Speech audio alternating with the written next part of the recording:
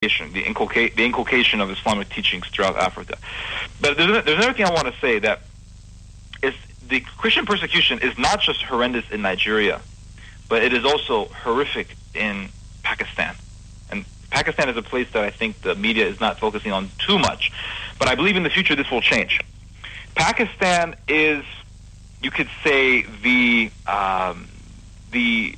hotbed for Al-Qaeda, for the Taliban, probably more than any other place in the world. Why? Because the Muslims in Pakistan are more fanatic than the Muslims in Iraq and in Syria.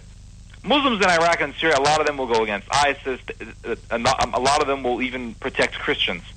But in Pakistan, you have about 95% of the population will support ISIS, will support the Taliban, will support all of any jihadist organization. And you also have the Pakistani government that is supporting something called blasphemy law. They enact these laws against Christians, and they do some pretty horrific things. But it's not just the government we have to worry about in Pakistan. It's actually more so the mobs in Pakistan that kill Christians. I'm sure you guys heard of the story that happened just a few weeks ago. A Christian couple, they were slaves. Now, slavery still goes on in Pakistan. This is what a lot of people don't know. Slavery still goes on in Pakistan. Tens of thousands. Let's reiterate around... that. There's no constitutional forbidding of this, is there? I mean, it does really occur. Well, when Pakistan was first formed, when it broke off from India, because originally it was part of India, when it broke off from India I believe in the 40s, they said that this was the nation of Pakistan. It was called the Republic of Pakistan. And in the original constitution, it guaranteed religious freedom for Christianity and Islam. Now, what's happening is recently what happened is now Pakistan is called what? The Islamic Republic of Pakistan. Well, initially it wasn't called the Islamic Republic. And now they're using the government more and more, going all the way back to the 1980s, I would say. This has been taking place. In the 1980s, when they first established the blasphemy law against anyone who criticizes Islam. But this law has really been being enforced only recently. But the mobs are what dictating it. See, the people, this is what I like to say, government is a reflection of the people. Tyranny is founded in the masses. So why is the blasphemy law in Pakistan now being enforced? Because the people, generally speaking, are very anti-Christian. And so, for example, it's not just the people, it's the mosques, the education system, it's all of the preachers in the mosques who on the Friday sermons go out and say to the people, go and attack Christians. These Christians are anti-Muslim. These Christians are going to destroy our religion. And so, just to give you an example, just a few weeks ago, there was a Christian couple. They're slaves at a brick kiln. They make these Christians work in the brick kilns. And they're slaves for pretty much all their lives. And they were accused of insulting Muhammad. And a mob of Muslims, in fact, the imams in the local area, were preaching to their people about this couple, how they deserve death. And so the mobs went to the couple, they broke their legs so they couldn't run away, and they were working in a brick kiln. So in a brick kiln you have these huge ovens where they make the bricks, where they heat the mud and to formulate the bricks. And they tossed them into the oven, and they were cooked alive. They were cooked alive. This happened by a mob in Pakistan. Now, we have an organization called Rescue Christians. We've been doing this since 2010. And we go to these brick kilns and we buy the slaves and we let them go free. We buy slaves. This is the business that I'm in. Most of my day is working and trying to get funds to continually fund this operation. It's very difficult. And we go and we buy slaves. Not just that, but we also take girls who are sex slaves. We rescue them. Many times we'll send them to other provinces in Pakistan, into safe houses. Many times we will send them into different countries like Thailand or like Sri Lanka. And just to give you guys one example of the cases that we deal with. A number of years ago, around the year 2013, there was a horrific case of sex slavery of a girl, Tanya Rebecca. She was kidnapped by people she thought were friends. She was a girl. She was friends with her. She went to school with her, and they used to go home together every day after school. Well, she said, well, I can give you a ride. I think it was her brother offered them a ride. So it was all set up. She got into the car, and as they were driving, the other people in the car put a hood over her, and they put a powder on her nose to make her, I think it was over her eyes, to kind of make her swell up. And then they drove her to the local mosque. They took her to the imam, and the imam established a certificate, or issued a certificate of marriage to a Muslim man that was in the room.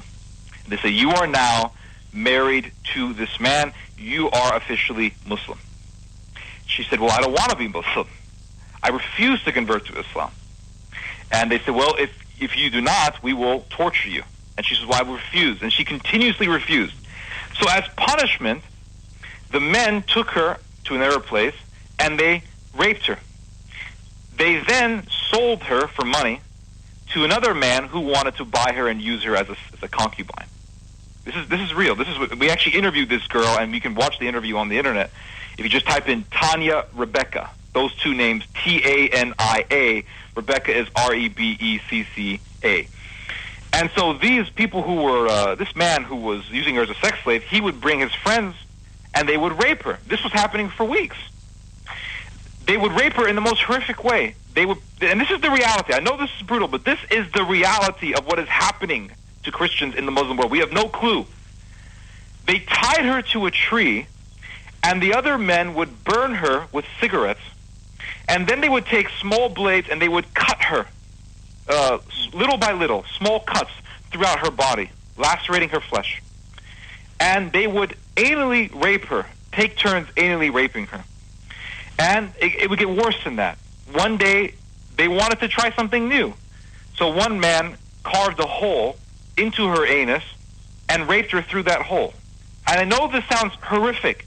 I know it sounds unbelievable, but the depths of evil, the depths of sinisterism are endless.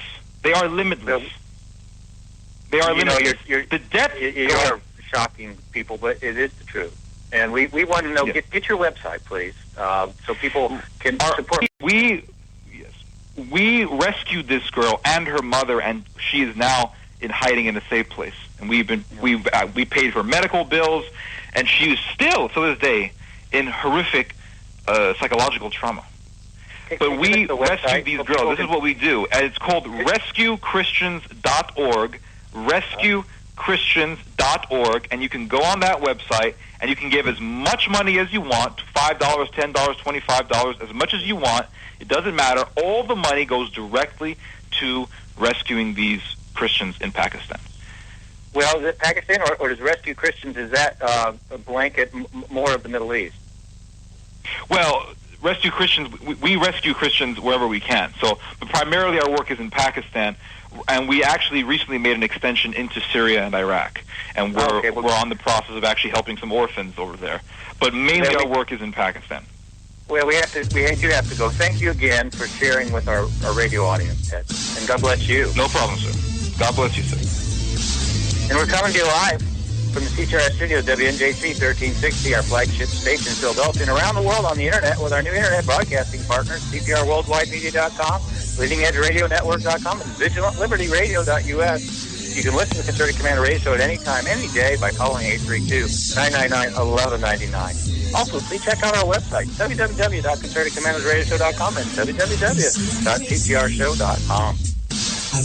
We'll be right back. That's my prerogative. They say I'm nasty, but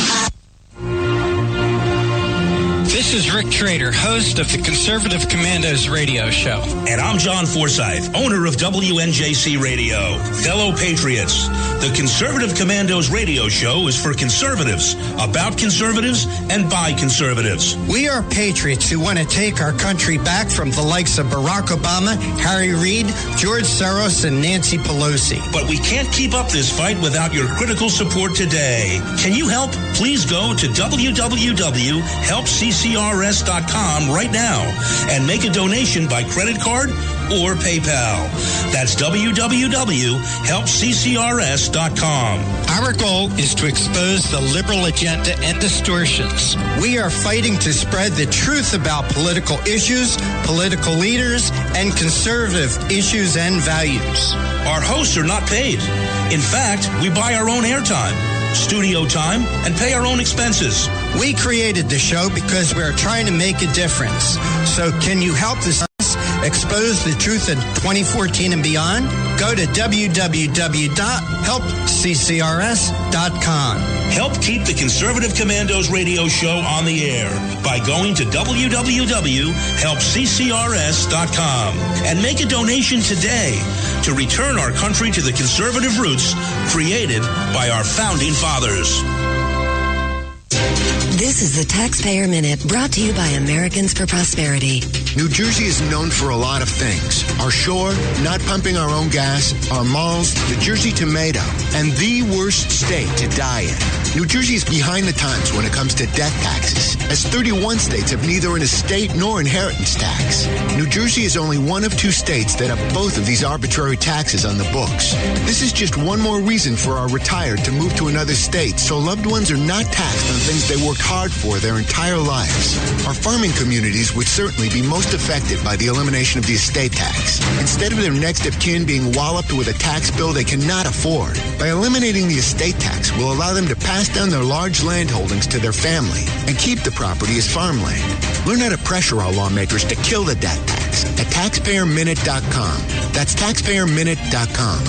This has been the Taxpayer Minute, brought to you by Americans for Prosperity. If you're in a crash and have little cash, come to AJ Auto Body.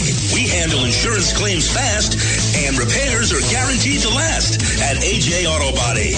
Come check us out, and without a doubt, you'll be satisfied. That's AJ Auto Body, 1345 Delsey Drive in Deptford, New Jersey. Family owned and operated for 30 years. We are a fully licensed and insured auto repair facility located at 1345 Delsey Drive in Deptford, New Jersey. We are your friend in the business. So stop in for a free estimate or call us at 856-251-0096. Check us out on the web at www.ajautobody.net. That's where you'll find our specials, discounts, and coupons. For all your car needs, come to AJ Auto Body, located at 1345 Delsey Drive in Deptford, New Jersey. 856-251-0096. Hi, this is Bob Viden, owner of Bob's Little Sports Shop in Glassboro, New Jersey. I've had the opportunity to travel in many foreign countries, and I've seen what happens to people when they lose their freedom. I wrote this poem. Give us freedom was the cry as tonight at Concord Bridge in Trenton. For freedom they would fight. To build a nation that would last with peace and liberty, it is a job that's never done if we are to be free.